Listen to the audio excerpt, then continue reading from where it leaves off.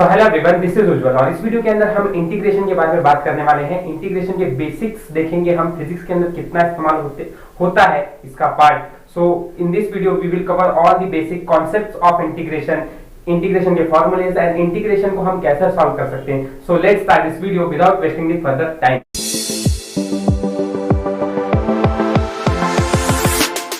सो integration जो है is an basically differentiation का वाइस वर्सा प्रोसेस है। ठीक है, तो जैसे आपने इंटीग्रेशन डिफरेंशिएशन के पार्ट में देखा था, उसी तरह हम इंटीग्रेशन के अंदर थोड़ा वाइस वर्सा ही प्रोसेस करेंगे।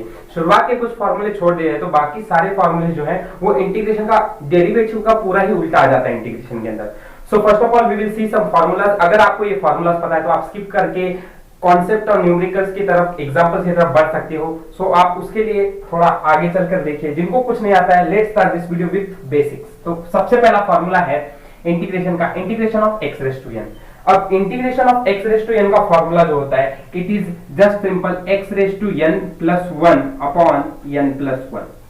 ठीक है, सो इंटीग्रेशन अगर आपको x रेज़ टू n का कोई पूछेगा तो it is just the formula x raise to n plus 1 upon n plus 1। इसको समझने के लिए हम कुछ एग्जांपल्स भी ये फार्मूला खत्म होने के बाद देखेंगे। जब तक इन सब फार्मूलास को पहले क्लियर करते हैं and let's see the example further. Next दूसरा फार्मूला जो है इंटीग्रेशन ऑफ 1 अपॉन x का इंटीग्रेशन, ये क्या होता है? जैसे हम सब जानते हैं कि डेरिवेटिव ऑफ log x जो होता है वो 1 अपॉन x होता है, वैसे इंटीग्रेशन ऑफ 1 अपॉन x क्या होता है? It is log x। तो सिंपल है, पहले आपको यही चीजें समझनी है फंडामेंटली कि डेरिवेटिव का जस्ट वाइस वर्सा प्रोसेस होने वाला है यहाँ पे। सेम पैटर्न sin x का इंटीग्रेशन क्या होगा? अब what is the derivative of sin x? cos x होता है। ठीक है, लेकिन यहाँ अगर इंटीग्रेशन हम sin x का लेने जाएंगे तो इट इज cos x तो है, ठीक है, but with a sign of minus. ये बात ध्यान में रखना है। ठीक है, नेक्स्ट वही process integration of cos x क्या होता है? Integration of cos x is sin x। ठीक है, लेकिन हमने एक चीज पढ़ी है, जब हम डेरिवेटिव लेते थे तो cos x का डेरिवेटिव माइनस sin x आता था, पर यहाँ ऐसा नहीं है। Integration of cos x is sin x। ठीक है, साइन पॉजिटिव ही रहेगी। Then integration of e raise to x। अब ये जो टर्म है ना, ये कहीं चेंज नहीं होता। Integration of e raise to x always e raise to x, चाहे वो डेरिवेटिव लो तो भी आप e रेज़ टू x ही बोलते हो, और अगर आप integration e raise to x का ले रहे हो तो भी वो e रेज़ टू x ही रहता है। नेक्स्ट sec स्क्वायर x का इंटीग्रेशन क्या है? सबसे पहले एक चीज याद करो, डेरिवेटिव जब हम पढ़ रहे थे तो tan x का डेरिवेटिव होता है sec स्क्वायर x, बराबर है। वैसे ही integration of sec square x जो होता है वो बराबर उल्टा हो जाएगा, मींस डेरिवेटिव के अंदर जो हम पहले लिख रहे थे तो tan x इज, तो sec स्क्वायर x का इंटीग्रेशन होता है tan x। ठीक है, ये ध्यान में रखो, उल्टा प्रोसेस है एकदम। सेम cosec स्क्वायर x, तो हम सब जानते हैं cot x का डेरिवेटिव क्या पढ़ रहे थे हम? माइनस cosec स्क्वायर x पढ़ रहे थे। वैसे ही cosec स्क्वायर x का इंटीग्रेशन क्या होता है? माइनस cot x होता है। ठीक है, so simple easy process vice versa है, तो आप उससे इसको याद कर सकते हो कंपैरेटिवली देखकर। Next sec x into tan x का इंटीग्रेशन क्या होता है? जैसे हम सब जानते हैं sec x का derivative sec x into tan x होता है, वैसे ही integration of sec x into tan x is again sec x। ठीक है, and integration of cosec x into cot x dx, तो cosec x into cot x, cosec x का derivative cosec x into cot x होता है, वैसे ही same यहाँ पे हमें क्या लेना पड़ेगा? माइनस साइन आ जाता है सिर्फ यहाँ पे cosec x का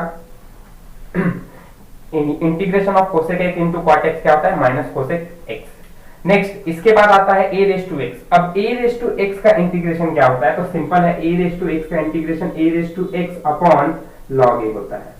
इंटीग्रेशन में 1 अपॉन में आ जाएगा log a। ठीक है, सेम चीज integration of 1 upon under root 1 minus x square. ठीक है, अब ये चीजें जो है ये एडवांस में इंटीग्रेशन में हमको ध्यान में रखना पड़ता है। ये सारी चीजें डेरिवेटिव में भी है, पर बेसिकली हम पहले फॉर्मूलाज ही देख रहे हैं, तो इंटीग्रेशन में इसका ज्यादा इंपॉर्टेंस बढ़ जाता है। ठीक है, तो ये समझना और याद रखना जरूरी है। Integration of 1 upon under root 1 minus x square dx का इंटीग्रेशन की वैल्यू होती है sine inverse of x। Sine inverse of x का फॉर्मूला है 1 upon under root 1 minus x square dx। इसको मैं याद यहाँ पर डिफरेंशिएशन के तरीके से भी कराना चाहूं तो आप इतना याद रख सकते हो कि साइन इनवर्स ऑफ x का डेरिवेटिव जो होता है 1 upon under root 1 minus x square होता है। वैसे ही 1 upon under root 1 minus x square का इंटीग्रेशन कोई पूछेगा तो it is opposite of derivative, that is sine inverse of x। ठीक है, कभी कभी क्या रहता है कि यही integration of minus 1 upon under root 1 minus x square पूछते हैं, तो -1/√1 माइनस एक्स स्क्वायर का अगर इंटीग्रेशन कोई पूछेगा तो it is just cosec inverse of x, sorry cos inverse of x, ठीक है। तो माइनस साइन लगने की वजह से साइन चेंज हो जाती है। In the same zone integration of 1/1 plus x square dx का इंटीग्रेशन क्या होता है, it is simple tan inverse of x, it is simple tan inverse of x। Same process अगर बोला जाएगा tan इनवर्स x का डेरिवेटिव क्या होगा, तो it is 1/1 plus x square. But again अगर यहाँ पे -1/√1 प्लस एक्स स्क्वायर का इंटीग्रेशन आपसे पूछा जाता है तो इट इज द इंटीग्रेशन का फॉर्मूला जो है वो minus cot inverse of x आएगा, ठीक है। ध्यान से समझो, माइनस साइन लगने की वजह से साइन का हो जा रहा है, साइन का हो जा रहा है कॉस, और माइनस साइन लगने की वजह से यहाँ पे tan का हो जा रहा है कॉट, ठीक है। तो ये डिफरेंस आपको याद रखना पड़ेगा। तो last formula is integration of 1 into dx। अगर आपको कोई इंटीग्रेशन पूछ रहा है तो इसकी वैल्यू कितनी हो जाती है, जो यहाँ पे हमारे पास dx जिसके रिस्पेक्ट पे आप डेरिवेटिव ले रहे हो या इंटीग्रेशन आप ले रहे हो, इंटीग्रेशन ले रहे हो x के रिस्पेक्ट में, तो यहाँ पे इसका जो इंटीग्रेशन का वैल्यू आ जाता है वो ओनली x आ जाता है, ठीक है। तो ये याद रखना है कि ये वैल्यू जीरो नहीं होती है इंटीग्रेशन में, ठीक है। So this is what the formulas of integration. सब कुछ बारी एग्जांपल्स देखने की। सबसे पहला example we will see of integration of x raise to n dx का एग्जांपल, ठीक है। कैसे ऐसे इसकी न्यूमेरिकल हम सॉल्व कर सकते हैं। तो पहला integration of x raise to a dx का आपको इंटीग्रेशन निकालना है। तो सिंपल है कि ये x रेज़ टू n की टर्म में दिखाई देता है फॉर्मूला। तो x रेज़ टू n का जो इंटीग्रेशन कैसे निकाला जाता है, x raise to n plus 1, मतलब जो भी n है, यहाँ पे n कितना है 8 है, तो 8 प्लस 1 करना पड़ेगा अपॉन 8 प्लस 1 मींस 9। तो दैट मींस इसका इंटीग्रेशन क्या आ जाएगा, x raise to n plus 1, x raise to 8 plus 1 9 divided by 9 plus c will be the integration of the given function. Simple, एक स्टेप में आंसर आ जाता है, ठीक है। तो ये एग्जांपल सिंपल है, इनके इंटीग्रेशन निकालना आसान है। ऐसे ही कुछ टर्म के हम इंटीग्रेशन देखते हैं, जैसे सेकंड फंक्शन जो है x plus sine x dx। अब ये यहाँ पे हमारे पास दो टर्म है, तो अगर दो टर्म दिया हुआ है तो हमें उस फंक्शन का कैसे इंटीग्रेशन निकालना है, लेट्स सी। सबसे पहले आपको क्या करना पड़ेगा, हर एक टर्म को अलग अलग तरीके से रख देना पड़ेगा, ठीक है। जैसे इंटीग्रेशन ऑफ, आपको x टर्म दिख रहा है, अब ये u प्लस v रूल है अगर डेरिवेटिव से देखा जाए, लेकिन यहाँ पे हमको u प्लस v रूल के लिए, डेरिवेटिव के लिए एक अलग ही रूल बन गया था, ठीक है, कैसे सॉल्व करना रहता है।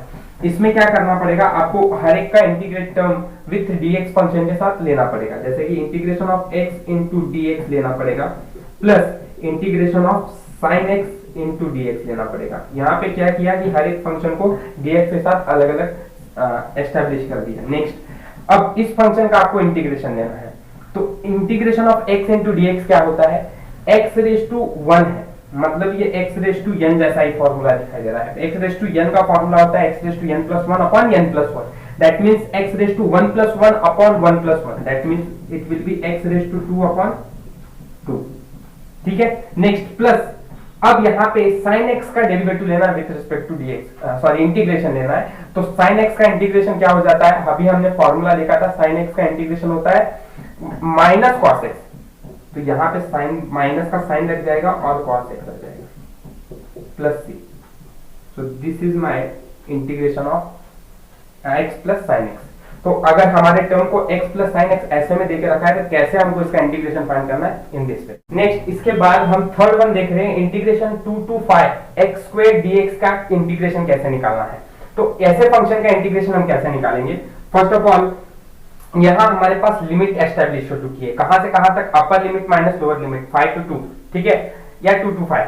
अब यहाँ पे हम लिखते समय कैसे इसका इंटीग्रेशन निकालना है, सबसे पहले तो आप इस फंक्शन का इंटीग्रेशन निकाल लो, जो भी फंक्शन है x रेज़ टू 2, मतलब ये फॉर्मूला फिर से ऐसा ही है, x रेज़ टू n जैसा। तो अब तो सिंपल हो गया, x raise to 3 upon 3 will be the integration of this given function. But यहाँ ध्यान रखना, लिमिट जो है वो कहां से कहां तक है, ये एक वैल्यू तक डिफाइन कर दी गई है हमको। अब करना क्या है, तो यहाँ पे 1 अपॉन ये 3 जो है ये कांस्टेंट जैसा है, तो इसको बाहर रख लो, और इंटीग्रेशन सिर्फ वैल्यू जो है डिफाइन, वो किसकी लिखेंगे हम, जो भी हमारे पास वेरिएबल है उसका। अब ये वैल्यू कहां से कहां तक जा रही है, ये वैल्यू स्टार्ट हो रही है x क्यूब 5 से लेके 2 तक। तो हम क्या करते हैं, जब भी ऐसे फंक्शन का हमको अगर इंटीग्रेशन निकालना रहता है तो वो जो अपर लिमिट है, अपर लिमिट की वैल्यू पुट अप कर दो, माइनस उसमें से लोअर लिमिट को सॉल्व कर दो, और आंसर जो आएगा this will be the integration. तो आगे हमें क्या करना है, 1/3 एज इट इज रखो, ठीक है। अपर लिमिट कितना है 5, तो 5 का क्यूब माइनस लोअर लिमिट कितना है 2, तो 2 का अगेन क्यूब, ठीक है। नाउ इट विल बी 1/3, यहाँ पे सेम रहेगा, एंड 5 का क्यूब होता है 125 माइनस 2 का क्यूब होता है 8, so the answer will be 125 minus 8 हो जाता है 117 upon 3 will be the value of the given integration function. So this is how we can find the integration अगर कोई वैल्यू की लिमिट दी हुई है तो। सेम इसको भी देखो, इसकी भी लिमिट दी हुई है 0 से लेके π/2 तक और x sin x into dx का हमको फाइंड करना है इंटीग्रेशन। तो इसका इंटीग्रेशन आप कैसे फाइंड करोगे? सिंपल है, पहले sin x का इंटीग्रेशन ले लो। What is the sin x का इंटीग्रेशन क्या होता है? It is minus of cos x, ठीक है। और लिमिट किधर से किधर तक डिसाइड की हुई है? 0 से लेके π/2 तक। सिंपली अब क्या करना है, फाइनल एक वैल्यू अपर लिमिट में से लोअर लिमिट को माइनस कर दो। अब ध्यान से देखो, माइनस ऑफ cos π/2 लेना पड़ेगा क्योंकि अपर लिमिट π/2 की है।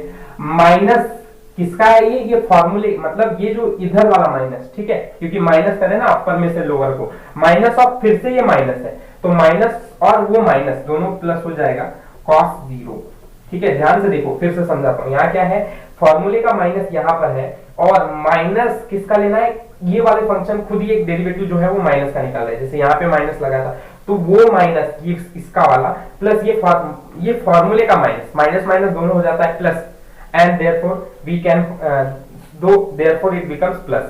अब मुझे बताओ cos π/2 की वैल्यू कितनी होती है? cos π/2 इज 0, तो इसकी वैल्यू हो गई 0 तो माइनस 0 ये वैनिश हो जाएगा।